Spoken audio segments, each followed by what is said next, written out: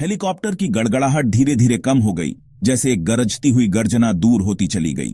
ऊपर की ओर घूमते हुए रोटर ब्लेड की तेज आवाज अब केवल एक दूर की स्मृति थी और हमें युकाटन जंगल की उमस भरी शांति में छोड़ गई। एक ऐसी शांति जो अपने भीतर अनगिनत रहस्य समेटे हुए थी, एक ऐसी शांति जो सदियों से चली आ रही थी। हवा में नमी थी, एक भारीपन था जो त्वचा पर महसूस हो रहा था। नीचे हरे भरे जंगल का एक अंतहीन सागर फैला हुआ था, क्षितिज तक फैला हुआ, जहां तक नजर जा सकती थी बस हरियाली ही हरियाली थी। यह एक ऐसा दृश्य था जो एक साथ विस्मयकारी और डराने वाला था। अंदर जाने का हमारा एकमात्र रास्ता ऊपर से मुश्किल से दिखाई देने वाली एक छोटी सी जगह, एक संकरा अस्पष्ट मार्ग जो घने जंगल में खो गया था, जो हमें अज्ञात की ओर ले जा रहा था। हम एक छोटी सी टीम थे, साहसी खोजकर्ताओं और समर्पित पुरातत्वविदों का एक समूह जो इतिहास के एक टुकड़े को उजागर करने के लिए दृढ़ थे। यहां एक नए खोजे गए माया मंदिर परिसर को देखने आए थे जो सदियों से अछूता था। एक खोया हुआ शहर, समय के हाथों से लगभग पूरी तरह से भुला दिया गया, अब फिर से खोजे जाने की प्रतीक्षा कर रहा था। जंगल की गर्मी और गंध तुरंत हमें महसूस हुई, जो जीवन और क्षय से भरी थी। यह एक ऐसी जगह थी जहां हर चीज बढ़ रही थी, सड़ रही थी और फिर से जन्म ले रही थी, एक निरंतर चक्र में। हमारे गाइड इटसामना ने हमें याद दिलाया, हम पवित्र भूमि पर मेहमान थे। हमें सम्मान के साथ चलना चाहिए, ध्यान से सुनना चाहिए और जंगल की बुद्धिमत्ता का सम्मान करना चाहिए। जंगल ने हमें शुरू से ही परखा, हमारी सहन शक्ति, हमारी दृढ़ता और हमारी इच्छा शक्ति की परीक्षा ले रहा था। बेलों ने हमारे सामान को फंसा लिया, कांटों ने हमारे कपड़ों को फाड़ दिया। हर कदम एक संघर्ष था, हर सांस एक चुनौती थी। फिर पत्तों के बीच से एक झलक मिली, एक वादा, मंदिर की काई लगी दीवार दिखाई दी जो बहुत पुरानी और विशाल थी। सदियों से जंगल के आलिंगन में डूबी हुई यह एक मौन गवाह की तरह खड़ी थी। माया ने इसे कैसे बनाया, पत्थर पत्थर करके, ऐसी जंगली जगह में? यह एक ऐसा प्रश्न था जो हमारे दिमाग में गूंज रहा था, एक पहेली जिसे हम सुलझाने के लिए उत्सुक थे। हम ओव में खड़े थे, 2000 साल के इतिहास के सामने छोटे लग रहे थे। समय की विशालता और मानव उपलब्धि की शक्ति का एक गहरा एहसास हम पर छा गया। हमारा पहला काम कैंप लगाना, साइट को डिस्टर्ब न करने का ध्यान रखना। हर कदम सावधानी से उठाया गया, हर निर्णय सावधानी पूर्वक किया गया, यह सुनिश्चित करते हुए कि हम इस पवित्र स्थान को नुकसान न पहुंचाएं। जैसे ही सूरज डूबा, मंदिर की दीवारों पर परछाइयां नाचने लगीं, जैसे कि अतीत की आत्माएं जाग रही हों, और जंगल की रात की आवाजें हावी हो गईं। कीड़ों की चहचहाहट, जानवरों की सरसराहट और हवा की फुसफुसाहट ने एक सिम्फनी बनाई जो एक साथ सुखदायक और भयानक थी। हमारे 100 घंटे शुरू हो चुके थे। 100 घंटे इतिहास को उजागर करने के लिए, रहस्यों को उजागर करने के लिए और माया की खोई हुई दुनिया में एक झलक पाने के लिए। हेडलाइट्स ऑन करके हम मंदिर के संकरे गलियारे में दाखिल हुए। हवा ठंडी और पुरानी चीजों की वजह से भारी थी। दीवारों पर हल्की नक्काशी थी, पत्थर में कहानियां जो समय के साथ लगभग खो चुकी थीं। हर आवाज गूंज रही थी जैसे मंदिर खुद सुन रहा हो। गलियारा एक कमरे में खुला जहां भित्तिचित्र और ग्लिफ्स हमारी रोशनी में चमक रहे थे। इटसामना ने एक शासक के दिव्य वंश को दर्शाने वाले प्रतीकों को दिखाया, ये समझाते हुए कि ये हॉल भ्रमित करने और परखने के लिए थे। हम रास्तों के एक लैबिरिंथ में से गुजरे, गड्ढों और बंद रास्तों से सावधान रहते हुए। एक गोलाकार कमरे में एक फुसफुसाहट पूरी तरह से सुनाई दी, देवताओं की आवाजें गूंजने के लिए एक पुरानी चाल। हम सिर्फ खंडहरों की खोज नहीं कर रहे थे, हम माया के आध्यात्मिक संसार में कदम रख रहे थे। हवा में बदलाव हमें एक विशाल कक्ष में ले गया, एक ऐसा स्थान जो सदियों से अछूता रहा था। जैसे ही हम आगे बढ़े, हवा भारी हो गई, मानो अनगिनत कहानियां अपने भीतर समेटे हुए हो। कक्ष के केंद्र में युमकाक्स, मक्के के देवता की 30 फुट की मूर्ति थी। यह सिर्फ एक मूर्ति नहीं थी, बल्कि माया सभ्यता की जीवन रेखा का प्रतीक थी। कलाकृति सांस रोक देने वाली थी, हर एक नक्काशी, हर एक रेखा में एक कहानी छिपी हुई थी। यह एक ऐसा इतिहास था जो पत्थरों में उकेरा गया था। मक्के के छिलके, पंख और प्रजनन क्षमता के प्रतीक पत्थर में उकेरे गए थे। ये सिर्फ सजावट नहीं थे, बल्कि जीवन, उर्वरता और समृद्धि के लिए प्रार्थनाएं थीं। माया के लिए मक्का ही जीवन था। यह उनकी संस्कृति, उनकी अर्थव्यवस्था और उनकी आध्यात्मिकता का आधार था।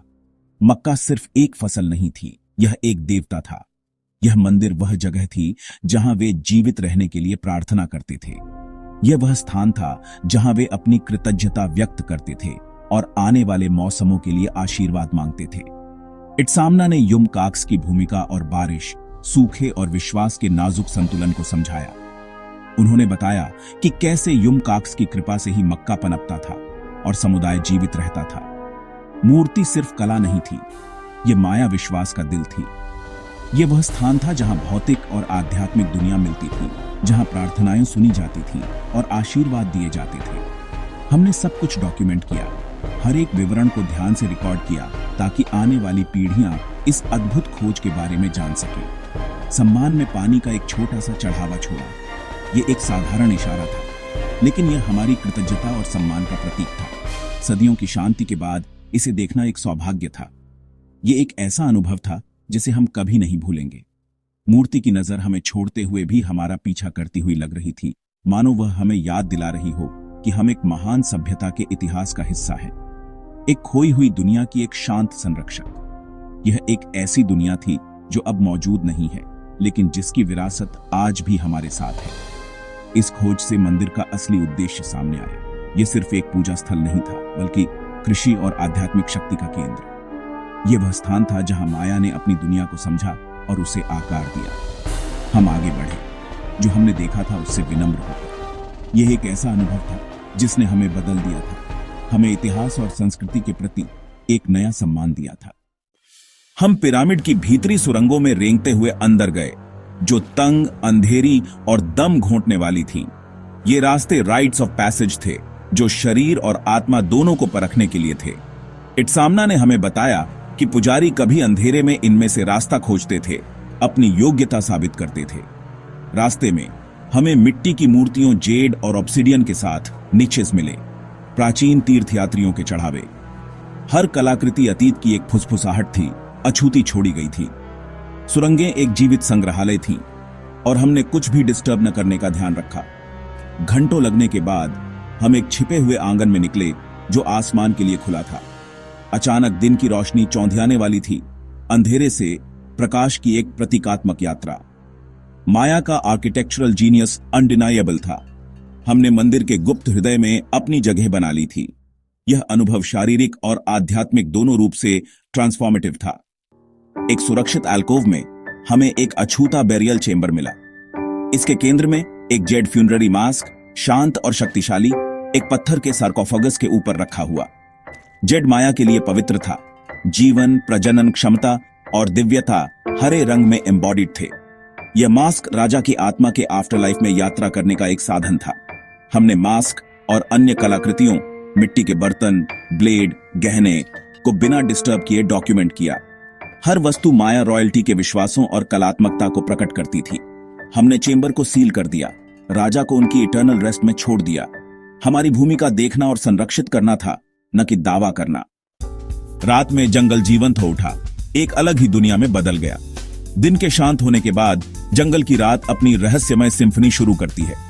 हमारे कैंप के चारों ओर दहाड़ें जो दूर से आ रही थीं, हमें याद दिलाती हैं कि हम अकेले नहीं हैं।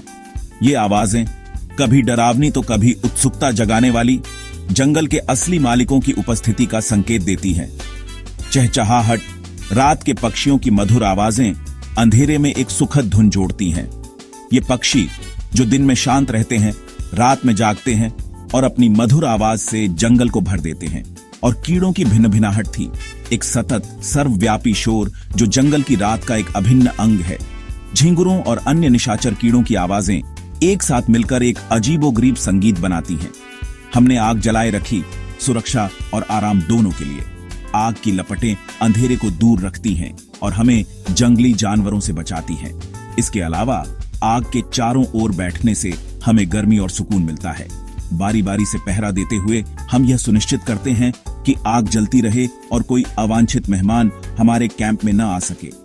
रात का पहरा एक शांत और चिंतनशील समय होता है, जब हम जंगल की आवाजों को सुनते हैं और अपने विचारों में खो जाते हैं। हमने ऊपर चमकती मिल्की वे को देखकर आश्चर्यचकित रह गए।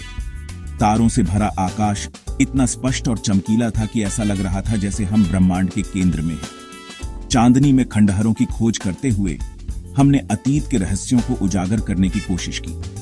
ये प्राचीन संरचनाएं जो कभी एक महान सभ्यता का केंद्र थीं, अब जंगल में चुपचाप खड़ी हैं, अपनी कहानियों को बताने के लिए इंतजार कर रही हैं। मंदिर चमकता हुआ लग रहा था, उसकी नक्काशी रहस्य फुसफुसा रही थी। हर पत्थर, हर प्रतीक एक कहानी कहता है, जो हमें उस सभ्यता के बारे में बताता है जो कभी यहाँ फली फूली थी। भोजन और पानी लगातार चुनौतियां थीं, लेकिन हमने सीखा कि कैसे जंगल से ही अपनी जरूरतें पूरी करें। हमें पता था कि हमें सीमित संसाधनों का बुद्धिमानी से उपयोग करना होगा। इट्सामना ने हमें फॉरेजिंग और पानी को शुद्ध करना सिखाया, जिससे हमें जीवित रहने में मदद मिली। उनके ज्ञान और अनुभव ने हमें जंगल के रहस्यों को समझने में मदद की। आग के पास साधारण भोजन और कहानियां साझा करने से हमारी टीम में बॉन्ड बना, जिससे हम एक दूसरे के करीब आए। हर रात हम अपनी कहानियों, अनुभवों और सपनों को साझा करते थे। वन्यजीव हर जगह थे, जो हमें जंगल की समृद्धि और विविधता की याद दिलाते थे। हर दिन हम नए और अद्भुत जीवों को देखते थे। बंदर पेड़ों पर उछलते कूदते हमें अपनी चंचलता और ऊर्जा से मोहित करते थे। टूकांस अपनी रंगीन चोंच के साथ जंगल के कैनवास पर जीवंत ब्रश स्ट्रोक की तरह थे। यहाँ तक कि एक टपीर भी घूमता हुआ आया, जो अपनी शांत उपस्थिति से हमें आश्चर्यचकित कर गया। हमने उनकी जगह का सम्मान किया और जंगल ने अपने चमत्कार प्रकट किए, हमें अपनी सुंदरता और रहस्य से चकित कर दिया। प्रकृति के इतने करीब रहने से हमारी इंद्रियां तेज हुई और हमारा सम्मान गहरा हुआ, जिससे हम दुनिया को एक नए दृष्टिकोण से देखने लगे। हम एक ऐसी दुनिया में आगंतुक थे जो हमसे बहुत पहले फली फूली थी, एक ऐसी जगह जहां समय धीमा हो जाता है और प्रकृति का शासन होता है। हर रात सह अस्तित्व का एक सबक था, जो हमें सिखाता था कि कैसे प्रकृति के साथ सद्भाव में रहना है और उसके संसाधनों का सम्मान करना है। हमारे आखिरी दिन हम पौराणिक कुकुलकान मंदिर पहुंचे, जो एक प्राचीन कॉजवे से हमारी साइट से जुड़ा हुआ था। पिरामिड का डिजाइन एक चमत्कार था। 365 सीढ़ियां जो सौर वर्ष के साथ पूरी तरह से अलाइंड थीं। हम तब पहुंचे जब सूरज सीढ़ियों पर परछाइयां डाल रहा था, जो इक्विनॉक्स सर्पेंट इल्यूजन का संकेत दे रहा था। मंदिर विज्ञान, कला और विश्वास का एक फ्यूजन था।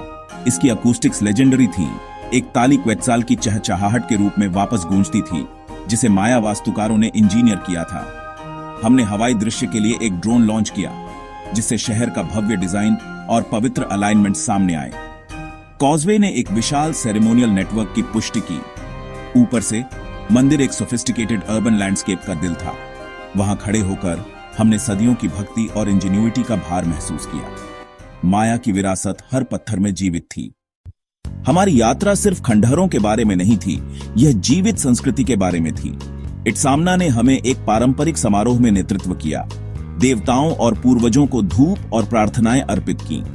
अपने परिवार के साथ भोजन साझा करते हुए हमने कोचिनिता पाइबिल और ताजी टोर्टिलास का स्वाद लिया, सदियों की परंपरा में निहित स्वाद। इट्सामना ने अपने समुदाय की अपनी भाषा और विरासत को संरक्षित करने के प्रयासों की कहानियां साझा की। हमने एक बॉल कोर्ट का दौरा किया, यह सीखा कि कैसे प्राचीन खेल जीवन और मृत्यु के बीच संघर्ष का प्रतीक था। खंडहर एक जीवित परिदृश्य बन गए, कहानियों और भावना से आकार लेते हुए। माया संस्कृति बनी हुई है, विकसित हो रही है, लेकिन अटूट है। हम उन लोगों के लिए गहरे सम्मान के साथ चले गए जो इन परंपराओं को जीवित रखते हैं। हमारे 100 घंटे तब समाप्त हुए जब हेलीकॉप्टर वापस आया। जंगल ने टेम्पलों को एक बार फिर निगल लिया। हम थके हुए लेकिन आभारी होकर चले गए। जो हमने देखा और सीखा उससे बदल गए थे। माया की इंजीन्यूइटी, आध्यात्मिकता और लचीलापन ने गहरा सम्मान पैदा किया। इन स्थलों और परंपराओं को संरक्षित करना एक साझा जिम्मेदारी है। इतिहास जीवित है, हमारे वर्तमान और भविष्य को आकार दे रहा है। हम रोमांच की तलाश में आए थे, लेकिन मानवता की कहानी से एक गहरा संबंध मिला। प्राचीन माया की विरासत बनी हुई है, जिसे हमें सम्मान देना और संरक्षित करना है।